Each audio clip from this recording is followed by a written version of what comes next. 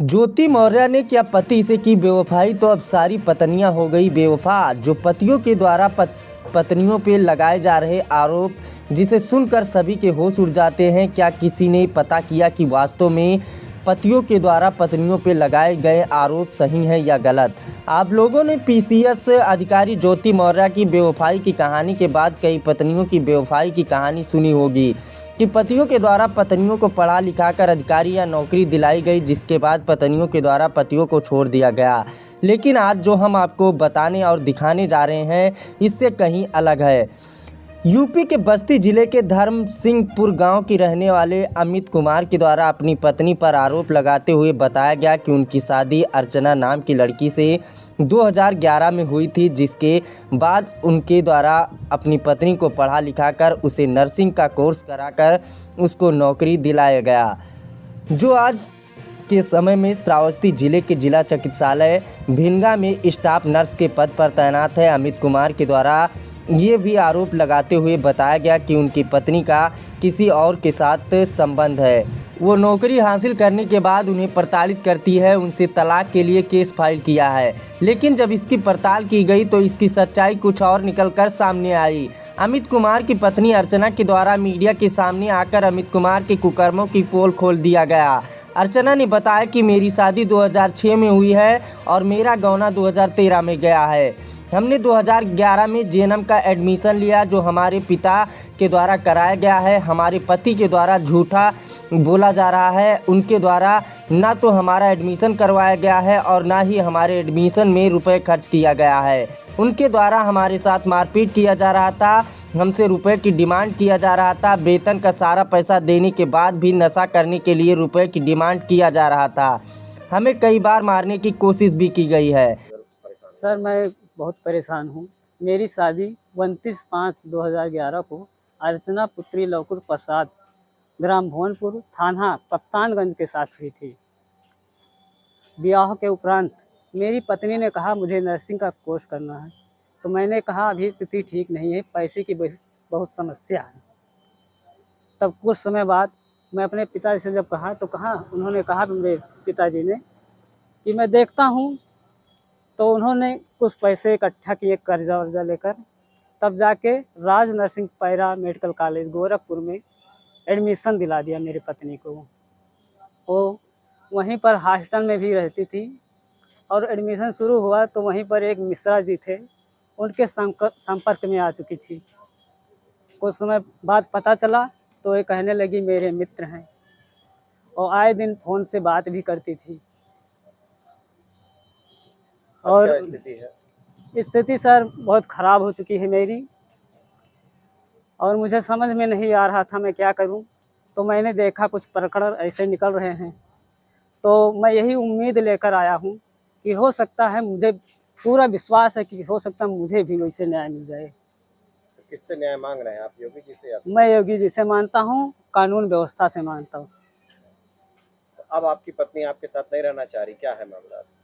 मामला यह है सर कि मेरे पिताजी ने खेती बेचकर उनको नौकरी वोकरी पढ़ाया लिखाया, नौकरी पा गई, सरकारी स्टाफ नर्स हो गई। अब वो कहती हैं कि तुम तलाक दो। अभी मेडिएशन सेंटर में आया था बस्ती में 30 जून को। रास्ते में खजुआ के पास मेरी गाड़ी रोकी गई और मुझे मारा पीटा गया और धमकी दिया जाने लगा कि तुम तलाक दे दो, नहीं तुमको मार दिया जाएगा जान से। इसी उम्मीद से मैं आया हूँ, थाने पे एप्लीकेशन दिया, कोई सुनवाई नहीं। अब एसपी साहब से मेरा दरख्वास्त है, मैं प्रार्थना पत्र भी लिया हूँ, अभी दे रहा हूँ, ऑनलाइन भी किया हूँ, और मैं चाहता हूँ मुझे न्याय मिले। मिश्रा जी कौन है ये गोरखपुर में राज नर्सिंग पैरा मेडिकल कॉलेज के प्रबंधक, उनके प्रबंधक जो थे उनके मिश्रा जी के बुआ के लड़के हैं। क्या नाम है? धनंजय मिश्रा। तो क्या ये आपकी पत्नी इनके साथ रहती है? हाँ सर,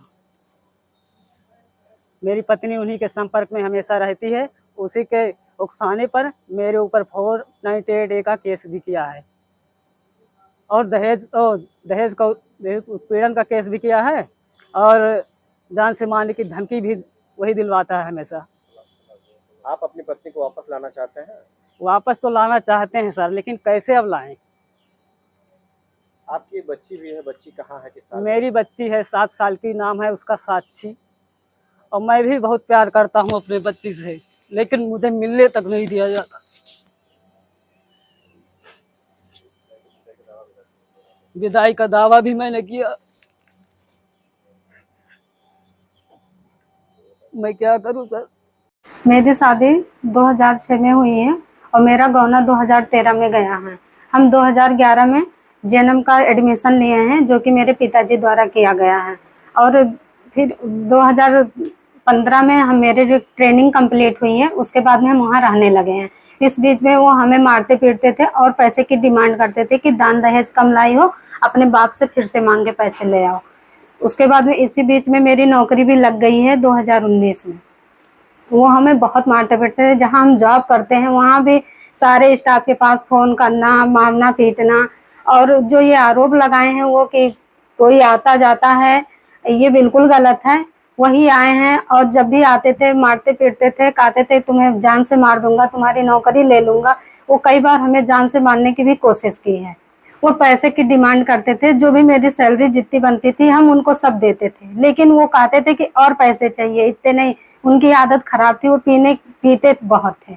इसीलिए ये जो आरोप लगाए हैं कि जमीन बेच के पढ़ाई लिखाए हैं, ये बिल्कुल सरासर झूठ है। पढ़ाई में उनका कोई योगदान नहीं है। वो मेरे पिताजी करवाए एडमिशन, और ये रसीद भी रही उसका, फीस का सब मेरे पिताजी ने दिया है। ये किस सन का आपके पास रसीद? ये 2011 से लेके 2015 तक का है, सारा रसीद है। इसमें जितना फीस लगा, ट्यूशन फीस, हॉस्टल फीस और ये जो भी एग्जामिनेशन फीस है, सब इसमें है रसीद। और जो ये उन्होंने ये भी बोला कि मेरे वहाँ हॉस्टल में हम रहते थे, वहाँ सीसीटीवी कैमरे भी लगे थे, वार्डन भी थी। अगर जो कोई मिलने जुलने आता था, रजिस्टर बना था, उस पर साइन होती थी उसके। और अलग एक मतलब विजिट रूम था, उसमें लोग मिलते थे, जो भी मिलने वाले आए गार्जियन। हम 2021 में अपने स्तर से हम पूरी कोशिश किए हैं अपने उससे कि सुधर जाएं। हमें, मेरी पास एक बिटिया भी है, उसको भी बहुत मारे पीटे हैं। हम अपने स्तर से पूरा कोशिश किए कि ये सुधर जाए, लेकिन जब हमें लगा कि बात मेरी जान पे आ गई है, तो हम केस फाइल किए हैं 2021 में। और 2 साल से मेरा एक कोर्ट में केस चल रहा है। हम पहले भी बताए हैं कि वो पढ़ाई में मेरे पापा पढ़ाएं, उसका जो कि पूरा फीस का सब कुछ मेरे पास है। पढ़ाई के लिए उनका या उनके घर वालों का कोई योगदान नहीं है पढ़ाई में। और ज़मीन किस लिए बेचे, किसके लिए बेचे, हमें नहीं पता। वो जो मेरे चरित्र पे अंगुली उठाए हैं, हम जहाँ काम करते हैं, जहाँ हम रहते हैं, आप वहाँ से भी पता कर लीजिए। हमारे यहाँ सारे जितने भी कर्मचारी हैं, चाहे वो बड़े कर्मचारी हो चाहे वो छोटे, किसी से भी मेरे बारे में पूछ लीजिए कि मेरा व्यवहार, मेरा स्वभाव कैसा है। और जहाँ हम रहते हैं वहाँ से भी आप पूछ सकते हैं। वो हमें कई बार मारने की कोशिश किए हैं। वो हमेशा बोलते थे कि तुम्हें जान से मार दूंगा, मार के तुम्हारी नौकरी ले लूंगा, और बोलते थे कि तुम्हें कहीं का छोड़ूंगा नहीं। वो कई बार ये भी धमकी दिए हैं कि तुम्हें ऊपर तेजाब डाल के तुम्हें बर्बाद कर दूंगा, तुम किसी के मुंह दिखाने लायक नहीं रहोगे। मेरी बिटिया, हम जब से पैदा हुई है हम दोनों लोग मायके में ही, बिटिया मेरी मायके में ही रही है। अभी वो आते थे, बस पैसे लेते थे और मार पीट करते थे। वो कई बार हमें रस्सी से भी बांधने की कोशिश की, जो कि मेरे मकान मालकिन भी आके बचाई हैं वो हमें।